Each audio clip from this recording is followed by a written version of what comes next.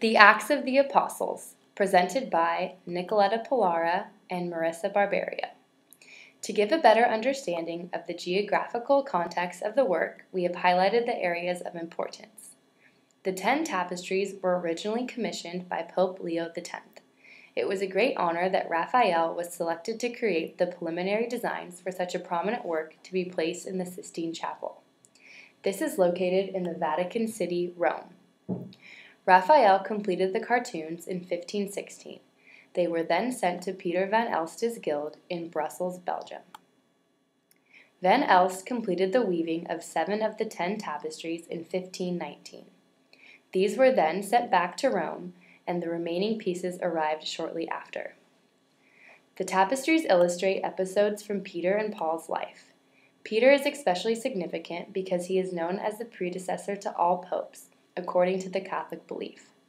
The lower borders of 5 of the 10 tapestries depict scenes from the life of Giovanni de' Medici's life before becoming Pope Leo X. 4 of the tapestries focus on scenes of Peter. First shows the miraculous draught of the fishes, which shows Peter vowing to follow Christ after he helps him catch fish. Second shows Christ's charge to Peter. The keys function as a promise of entry into heaven, and we all know that keys signify Peter. This is significant in this context because this is the key moment from the Gospels for the claims of the papacy. The next 2 tapestries show the powers of Peter. The healing of the lame man tapestry shows the miracle of Peter reviving a man's ability to walk. The death of Ananias tapestry shows the sudden death of Ananias after he lied to the apostles about money. The remaining 6 tapestries depict the life of Paul and his conversion to the Christian faith. The first shows the stoning of Stephen, who in his death became a martyr.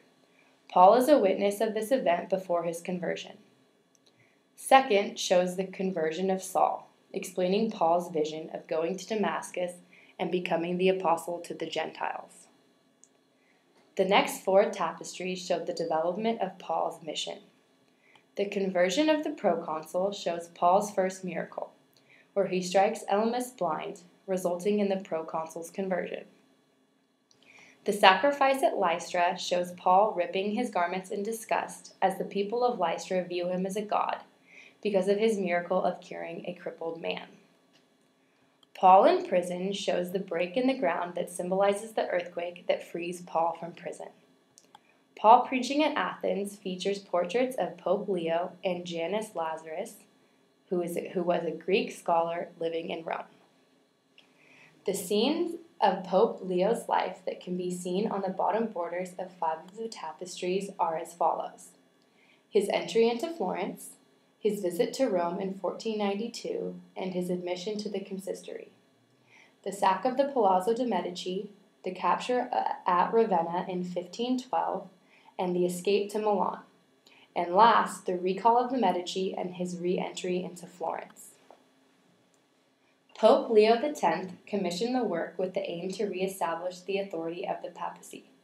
Leo was elected pope after the Reformation and had the hope to endorse the Catholic Church through the arts. The Acts of the Apostles were supposed to translate the new papal ideals and message into visual form. This could be seen as a form of propaganda, which tapestries were commonly used for. Leo's vision for the tapestries was subtle, in contrast to Raphael's grand works in the stanza, also located in the Vatican. This caused Raphael to revise his own style when interpreting the Acts of the Apostles. This made his task a difficult one, as he now had to mute his style, maintain harmony with the rest of the Sistine Chapel, and clearly portray the Pope's message. Yet, this does not mean that the cartoons he created were not Raphael-like. He was still able to make this a personal artistic creation. Raphael knew that the tapestries were of the utmost importance, especially because they would be compared to Michelangelo's frescoes, which were also in the Sistine Chapel.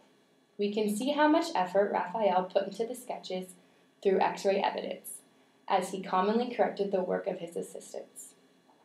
In fact, the cartoons were highly finished, making them look more like watercolor paintings. This suggests that perhaps Raphael intended them to be seen as works of art on their own.